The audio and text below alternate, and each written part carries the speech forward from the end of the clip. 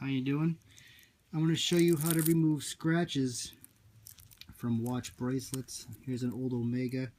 The bracelets always get beat up and they get scratched.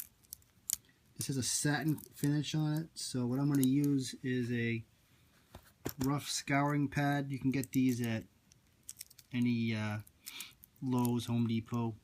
You want to go the same direction as the grain.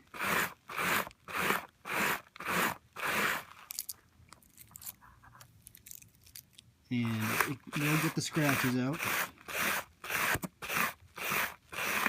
Gotta be patient.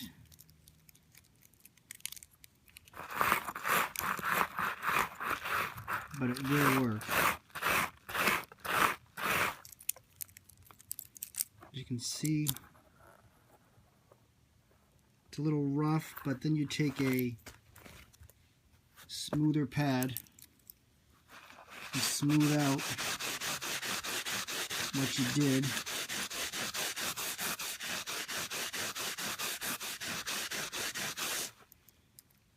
And you